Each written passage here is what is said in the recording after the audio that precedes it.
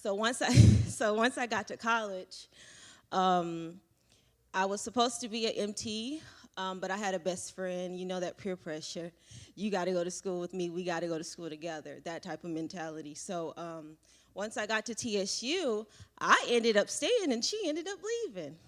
Look at God. But anyways, so my freshman year was a blast. I went through trials and tribulations when it came to relationships and being distracted. I majored in computer science, my undergrad at TSU. Thank you. Anybody with the engineering degrees, hi y'all. Shout out to STEM. Um, so basically, in my undergrad, I had issues with relationships with boys, with probably everything you could probably think of as a younger lady.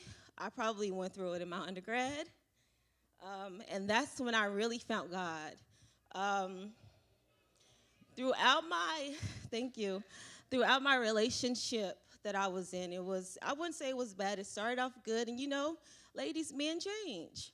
Um, women, women change too, but men change too. So I saw something different and something that I didn't basically fall for in the beginning. So I really saw basically a demon, the enemy in my presence, basically, but I was in love with him.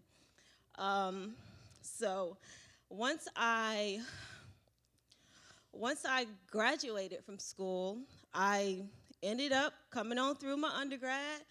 I was focused as I could be, y'all, and I just tried to make it through and get done with school as quick as I can, but I didn't have a next step.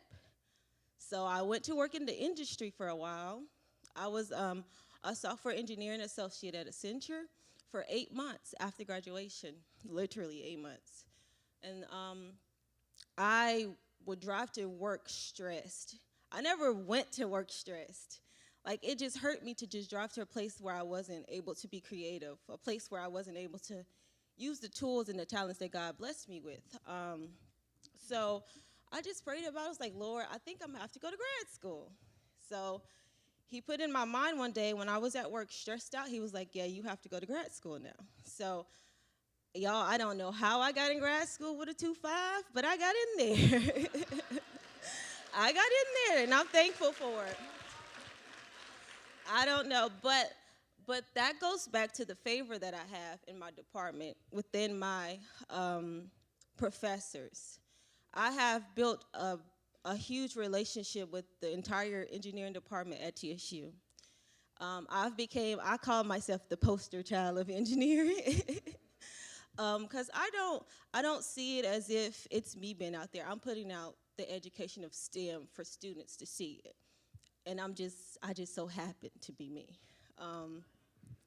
But after my undergrad, I went to grad school. Grad school was amazing. Do you guys know that I had a 4.0 in grad school?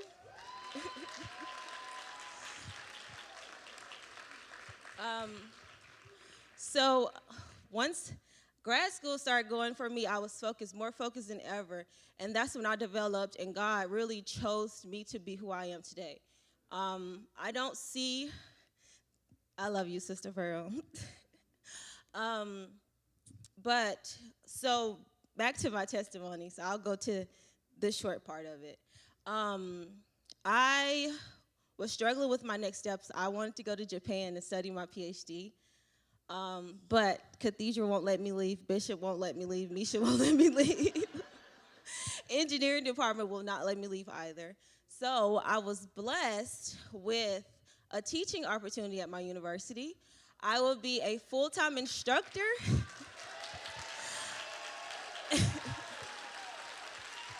Thank you.